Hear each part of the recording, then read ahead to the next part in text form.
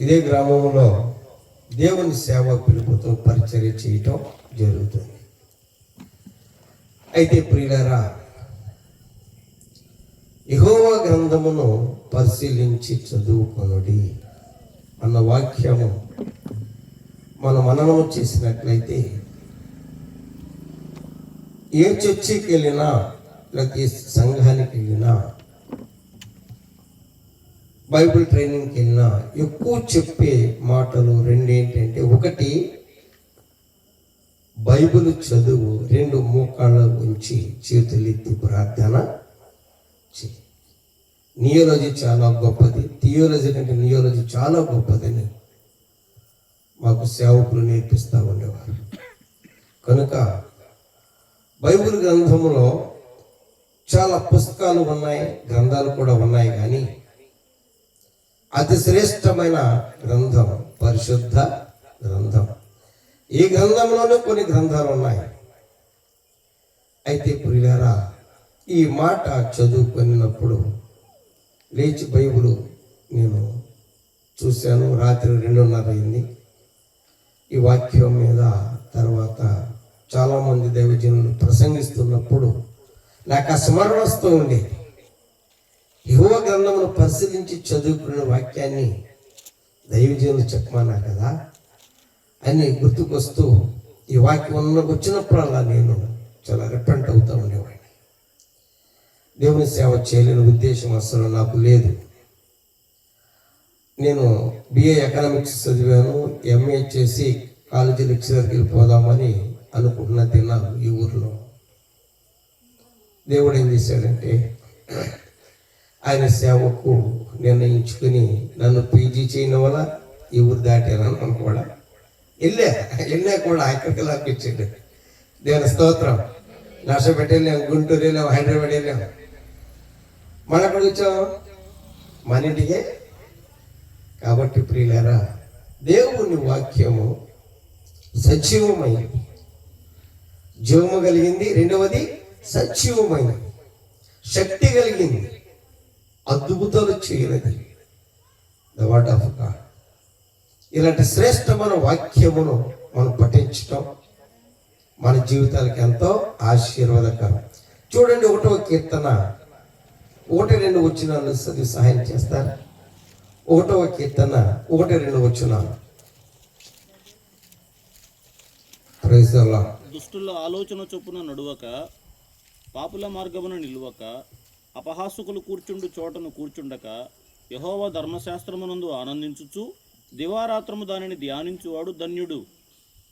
అతడు నీటి కాలువల యోరను నాటబడినదై ఆకువాడక తన కాలమందు ఫలమిచ్చు చెట్టు వలె నుండును. దేవుని స్తోత్రం చెబుదాం. హల్లెలూయా. ఆయన గ్రంథాన్ని చదివినా విన్నా, ఆయన గ్రంథాన్ని ధ్యానించిన ఇంత గొప్ప ఆధ్యాత్మికమైనటువంటి దీవులు ఉన్నాయి. మనం శారీరకంగా ఫలిస్తాము, భక్తిపరంగా కూడా ఫలిస్తాం. Praise the lord. ఎందుకంటే దేవుడు మనల్ని పిలిచింది ఆశీర్వాదానికి వారసులం అవ్వటానికి. Praise the Lord. మా చిన్నప్పుడు పాడేవాళ్ళు దేవుని వారసులం అనే పాట. మనం దేవుని వారసులం. భూలోకంలో దీనికి ఆధారం అనేది ఎక్కువ ఉండదు, ఏ డిపార్ట్మెంట్ లేదు, ఎలాంటి అధికారులు ఈ విధానంలో లేరు. కానీ దేవుని యొక్క రాజ్యము వాక్యము చేతనే కట్టబడింది. మన ఆధ్యాత్మిక జీవితంలో దైవికమైన మేలులు మనము ఆత్మీయంగా మనం పొందటానికి ప్రియులారా, దేవుని గ్రంథ పఠనము ఎంతో ఆవశ్యం. ఇక్కడ అంటూ ఉన్నాడు, దివారాత్రము దేవుని గ్రంథాన్ని ధ్యానించువాడు ధన్యుడు. చదవటం మాత్రమే కాదు, దేవుని గ్రంథమును పరిశీలించి చదువుకోనుడి అన్నమాట కింద మనం చదివాం. ఆయన గ్రంథాన్ని చదువుతూ మనము మన జీవితాన్ని పరిశీలన చేసుకుంటూ దేవుని వాక్యమున సత్యాన్ని గ్రహించుకుంటూ మనం దేవుని గ్రంథాన్ని పఠించాలి.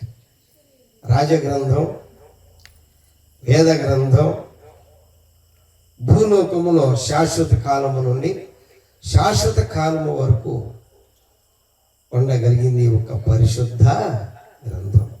సుమారు 2800 భాషల్లో ఈ యొక్క గ్రంథం ట్రాన్స్లేట్ చేయబడి అనువదించబడి సర్వ ప్రపంచములో రాజా గ్రంథంగా పిలువబడుతున్న గ్రంథం పరిశుద్ధ గ్రంథం. కాబట్టి ప్రియ దేవుని బిడ్డలారా, నేను అందుకే నా సేవ పిలుపు వాక్యాన్ని నేను ప్రతి సంవత్సరం రాస్తూ ఉంటున్నా. ఇది 32వ వార్షికోత్సవం.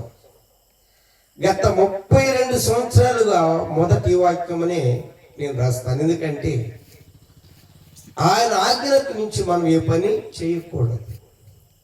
రెండవ వాక్యము come and see the works of God. దేవుని ఆశ్చర్య కార్యములను చూడ రండి. అవి ఈ కూటాల యొక్క ముఖ్య ఉద్దేశం. దేవుని నమ్ముకున్న మనము ఏం చేయాలంటే కొంత దేవుని ఎరగని ప్రజలకు చక్కగా చెప్పి ఈ మీటింగ్లకి నడిపించాలి. ఏ మీటింగ్ అయినా అలాంటిది మన మీటింగ్ కూడా. వారు వచ్చి దేవుని మాట వినినప్పుడు నీవు ఒక ఆత్మను దేవుని దగ్గర నడిపించేలా ధన్యత, ఘనత, పరసంబంధమైనటువంటి గొప్ప బహుమానము పొందుకుంటాం. మన ఊళ్ళో ఉన్న అలవాటు ఏంటంటే వాళ్ళు వస్తారో రారు, ఎందుకులేండి మా వరకు వస్తాం మేము వస్తాం అనే శుభకార్యాలకు ఇళ్లలో ఏదైనా కార్యక్రమం పిలిస్తే వెళ్ళేది. కానీ ఈ కార్యక్రమం ఎలాంటిదంటే దేవుని ఎరగని ప్రజలు కోట్ల కొలది ఉన్నారండి. ఈ కోట్ల కొలది ప్రజల్లో దేవుని శుభార్త మనం వెళ్ళాలంటే దాని సాధనం నీవు, నేను, మనమే. ఆయన పత్రికలో తెరవబడిన జీవితం, మన జీవితం తెరవబడిన పుస్తకం అన్నమాట. మన సాక్ష్యం ప్రియులారా బూదిగంతాల వరకు వెళ్ళవలసి ఉన్నది. కాబట్టి రక్షింపబడిన మనము మన కుటుంబాన్ని లేక మన సోదరులైనా, స్నేహితులైనా, బంధువులైనా, పరిచయస్తులైనా ప్రభు దగ్గర నడిపిస్తే మనకెంతో ఆశీర్వాదం. చూడండి, ఒకసారి మనము దేవుని మాటను చదువుదాము. యోబు ప్రవచనాన్ని మనం చూస్తే యోబు గ్రంథము 19వ అధ్యాయము 25వ వచనము చదవండి. యోబు గ్రంథము 19వ అధ్యాయము 25వ వచనము. అయితే నా విమోచకుడు సజీవుడనియు తరువాత ఆయన భూమి మీద నిలుచుననియు నేను ఎరుగుదును. దేవుని స్తోత్రాలు చెబుదాం. హల్లెలూయా. బైబిల్ గ్రంథం అన్ని గ్రంథాలలో కూడా లేక అన్ని పుస్తకాలలో కూడా ముందు రాయబడింది యోబు గ్రంథం. క్రీస్తు పూర్వం 1800 సంవత్సరంలో రాయబడింది యోబు గ్రంథం. పిల్లారా, యోబుకు వచ్చిన శ్రమలు యేసు ప్రభు నెరిగిన ప్రతి వారు వింటూనే ఉంటారు. దైవజనుల వాక్యంలో చెప్తారు కనుక ప్రతి వారము దేవుని సన్నిధికి వెళ్ళి మనం బలపడుతున్నప్పుడు ఆయా సమయ సందర్భాలను బట్టి యోబు హిస్టరీ తప్పనిసరిగా మెన్షన్ చేస్తూ ఉంటారు. ఇక్కడ యోబు ప్రవచనం ఏంటో చూడండి. అయితే నా విమోచకుడు సజీవుడు. దేవుని స్తోత్రం. Is my redeemer. ఆయన నా విమోచకుడు, లోకము నుండి, పాపము నుండి, నా జన్మ కర్మ పాప దోషాల నుండి విడుదల కలిగించువాడు, నా విమోచకుడు, సజీవుడైన యేసయ్య. ఆయన నేను చూస్తాను, తప్పక ఆయన ఈ భూలోకములోకి వస్తారనే గొప్ప విశ్వాస నిరీక్షణ ప్రవచనాన్ని మనకు అందించారు. కనుకనే యేసు ప్రభు వారు 2000 సంవత్సరాల క్రితం ఈ లోకానికి వచ్చి మనందరికీ కలిగిన ఈ పాప దోషాన్ని నిత్యము మనం అందరము కూడా పాపార్హులము, శిక్షార్హులము. అలాంటి మన కొరకు యేసు ప్రభు వారి లోకానికి వచ్చి మన పక్షంగా ఆయన ప్రాణమును రక్త రూపముల ధార పోసి మనందరినీ ప్రేమతో కన్నాడు కొన్నాడు. కాబట్టి ఇలాంటి కూడికలు ఎందుకని జరిగించేది అంటే పునరుద్ధారుడైన క్రీస్తుని మేము ప్రకటించుచున్నాము. సిలువ వేయబడి 3వ దినమున పునరుద్ధారుడైన క్రీస్తును మేము ప్రకటిస్తూ ఉన్నాము. కారణం ఏంటంటే దేవుడు ఏ కాలంలోనైనా సజీవుడే. ఆయన నిత్య జీవి, పరలోకముల అమృతం కలిగిన వాడు, స్వయంభవుడు, సర్వశక్తి కలిగిన దేవుడు, సర్వాంతరములో ఉన్న దేవుడు మన దేవుడు, సర్వములో ఉన్నవాడు మన దేవుడు, సమస్తమును విశ్వ చక్రవర్తిగా పరిపాలన చేస్తున్నవాడు మన దేవుడు. దేవుని స్తోత్రం చెప్పండి. అలాంటి గొప్ప దేవుడు నిన్ను నన్ను మనందరినీ కూడా ప్రేమించి, ఎలాంటి ప్రేమ అంటే చాలా రకాల ప్రేమలు ఉన్నాయి. అతి శ్రేష్టమైన ప్రేమ మన నిమిత్తం ఆయన తన ప్రాణాన్ని సిలువ మీద అర్పించాడు. సిలువ యాగము, సిలువ త్యాగము. పిల్లారా, భూలోకం ఉన్నంత కాలము మరువలేనిది. పాపమనే మరణమును ములును విరిచివేసినది నా యేసయ్య మరణం. అందుకనే 10 రోజుల క్రితం మనం గుడ్ ఫ్రైడే, శుభ శుక్రవారము, ఏంటి యేసుప్రభువు సిలువ ఏంటి, మనకు శుభమేంటి అని మనం యోచిస్తే సర్వలోకానికి ఆ దినాన ఆయన సిలువలో చిందించిన రక్తం మనందరికి గొప్ప రక్షణ కళ్యాణంగా వచ్చిన దినం, రక్షణ స్వాస్థ్యాన్ని ఇచ్చిన దినం, రక్షణ కిరీటం ఇచ్చిన దినం, సుదినం, శుభదినం, ద గుడ్ ఫ్రైడే. 3వ రోజున ఆయన పునరుద్ధారుడై లేస్తాడు. కనుక 10 పర్యాయములు 40 దినాలలో 500 మందికి పైగా తన ప్రజలకు కనిపించి, భూలోకమంతా మీరు వెళ్ళి నా సాక్షులుగా ఉండండి, నమ్మిన వారికి రక్షణ అనుగ్రహించబడుతుంది అని సర్వ సృష్టికి వెళ్ళి మీరు సువార్త ప్రకటించమని శిష్యులకి చెప్తూ, ప్రియులారా, ఆ మేఘములో ఆరోహణమయ్యాడు నేను సేవిస్తున్న నా రక్షకుడైన యేసు ప్రభువారు. అయితే ప్రియ దేవుని బిడ్డ, నా విమోచకుడు అన్న మాట ప్రతి వారము కూడా తలంచుకోవాలి. ఎవరు వచ్చి ఎవరికి ఏదో చేస్తారని తలంచకూడదు. ఎవరి ద్వారా ఏదో మేలు జరుగుతుందని అసలు ఆశపడకూడదు. ఎందుకంటే మనందరికి ఆశ జ్యోతి ప్రభుని యేసయ్య. ఆయన మాత్రమే నా జన్మ కర్మ పాపాలు, నా దోషాలు పరిహరించి తన రాజ్య వారసునిగా, తన ప్రియ కుమారుడుగా ఆహ్వానించి తన బిరుదును, తన యొక్క ఘనతను, తన యొక్క నీతిని, పరిశుద్ధతను మనకు చక్కటి బిరుదులుగా ఇచ్చి ఆయన ఘనమైనటువంటి నామాన్ని మనకు అనుగ్రహించి, ప్రియులారా, ఈ లోకంలో దీవిస్తామన్నాడు. కనుక దేవుడు నమ్మిన వారు, నమ్మని వారికి చెప్పవలసిన నగ్న సత్యం ఏంటంటే యేసు ప్రభు వారు నా పాప విమోచకుడు. మనం చెప్పవలసిన సాక్ష్యం ముందు నీ గురించి నువ్వు చెప్పుకోవాలి. నా దేవుడు నా సమస్తమైనటువంటి బలహీనతలను, నా పాప దోషములను హరించి తన శిలువ రక్తము చేత సంధించి తన పునరుద్ధానము ద్వారా తన ప్రియ కుమారుడుగా నన్ను ఎంచుకున్నాడు నా దేవుడు. కనుక నేను దేవుని సాక్షిని. దేవుని నమ్ముకున్నందువలన కొన్ని మేలులు జరుగుతాయి, వాస్తవమే. అయితే కొన్ని శ్రమల కష్టాలు కూడా ఉంటాయి. భూలోకంలో మనము ఏ గ్రంథం చదివినా ప్రియులారా, ఏ భక్తుడికైనా కొన్ని శ్రమలు, కొన్ని కష్టాలు, కొంత సుఖము ఉంటుంది. ఎందుకంటే జ్ఞాని సులభును రాసిన మాట అది. మానవుని జీవితానికంట ఆయన సుఖ దుఃఖములను జత చేసేది. సుఖమును దుఃఖము. ప్రజల మనకి నెలలో 15 రోజులు వెన్నెల, 15 రోజులు చీకటి ఎలాగో అలానే మానవుని జీవితంలో నీ ఇష్టం, నువ్వు ఏ దేవుని కొలిసిన, ఏ గ్రంథం చదివినా భక్తులకు ఇవి ఉన్నవి. అయితే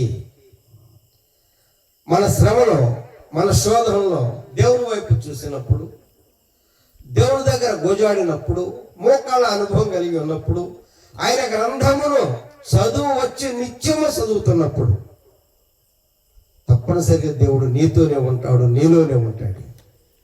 ఎందుకంటే యోహాను సువార్త 1:1 వచ్చిన ప్రకారం ఆది యందు వాక్యం ఉండెను, వాక్యము దేవుని యుద్ధము, ఆ వాక్యమే దేవుడై ప్రైజ్ ది లార్డ్. ఆ వాక్యమే శరీరధారిగా ఈ లోకానికి వచ్చి మనందరినీ ప్రేమించి కరుణించి తన అత్యధికమైన ప్రేమను, వాత్సల్యతను మన ఎడల కనుపరిచిన ప్రేమ నేను సేవిస్తున్న నజరేయుడైన యేసయ్య ప్రేమ. అంతులేనిది, కొలవలేనిది, లోతైనది ప్రియులారా. అలాంటి దేవుని మనము మన జీవితములో, నా విమోచకుడు నా యేసయ్య, నా సజీవుడు, నా జీవితమునకు ఆధారమైన వాడు, నన్ను నడిపించగలిగిన వాడు, నన్ను కాపాడువాడు, ఏ స్థితికైనా నాకు సరిపోయిన వాడు, నా స్తుతికి అర్హుడు, నేను సేవిస్తున్న నజరేయుడైన యేసు. దేవుని స్తోత్రం చెప్పండి. ఆ విధంగా ప్రియులారా, ఈ రక్షణ సువార్త కూడికలు మరి ప్రపంచమంతా కూడా, ముఖ్యంగా మన ఇండియాలో, మన ఆంధ్రలో సహజంగా ఫిబ్రవరి నుండి జూన్ వరకు ఈ రక్షణ సువార్త కూడికలు జరిగించబడతాయి. అందులో మనము కూడా ఈ రాత్రి, రేపు రాత్రి, ఎల్లుండి రాత్రి మరి దేవుని చిత్త ప్రకారంగా మనం ఏర్పాటు చేశాం. ఇదే రోజున నాకు సేవా పిలుపు వచ్చిన రోజు, ఇదే మే 1వ తేదీ దేవుని సేవకు నన్ను పిలిచిన రోజు. ఈరోజు నా జీవితంలో ఎంతో గొప్ప ఆధ్యాత్మిక పండుగ రోజు. నా జీవితంలో ఉన్న చీకటి మబ్బులు విడిపోయి ఆశ్చర్యకరమైన తన వెలుగును పొందుకున్న రోజు. వెలుగైన యేసయ్యను ధరించి అనేక అన్యులకు వెలుగుగా వెలిగించిన నా యేసయ్య నాకు అనుగ్రహించిన శ్రేష్టమైన పర్వదినం ఈ మే 1వ తేదీ. దేవుని స్తోత్రం చూద్దాం. హల్లెలూయా. అంత మాత్రమే కాదు, నా 2వ కుమార్తె సంహిత చదువు అయిపోయింది, బీటెక్ అయిపోయింది. 2013 మే 1వ తేదీన జాబ్కి జాయిన్ అయిన రోజు. దేవుని స్తోత్రం చెప్పండి. హల్లెలూయా. అంటే మన చిన్నోడు జాబ్కు జాయిన్ అయినది ఈ మే నెల 1వ తేదీ. కాబట్టి దేవుడి బిడ్డను, అలాగనే పిల్లారా, నా బిడ్డలను దేవుడు దీవిస్తూ వస్తున్నారు. బాబీ మనతో లేకపోయినా తన ఆత్మ మనతో ఉన్నది. పరదేశులు అయిన నిత్య విశ్రాంతిలో ఉన్న ప్రియులారా, ప్రతి వారిలో, ముఖ్యంగా మన గ్రామంలో ప్రతి వారి హృదయాల్లో మన బాబీ ఉన్నారు. దేవుని స్తోత్రం. హల్లెలూయా. ఆ స్ఫూర్తితోనే ఇంకా మేము మూలన పడకుండా మీరందరూ మా ఆత్మీయ బిడ్డలని గొప్ప శ్వాసతో మేము ఈ పరిచర్య చేస్తూ ఉన్నాం. సహాయము, సహకారం అందిస్తున్న మీ అందరికీ నా హృదయపూర్వకమైన వందనాలు తెలియచేస్తున్నాను. ప్రభు మిమ్మల్ని దీవించి ఆశీర్వదించును గాక. ఈ మాటలు ఇంతటితో ముగించి రేపు రాత్రి, ఎల్లుండి రాత్రి మనకి ఇంకా కూడికలు ఉన్నాయి కనుక సవిస్తరంగా మాట్లాడుకుందాము. ప్రభు మిమ్మల్ని దీవించును గాక. ఆమేన్.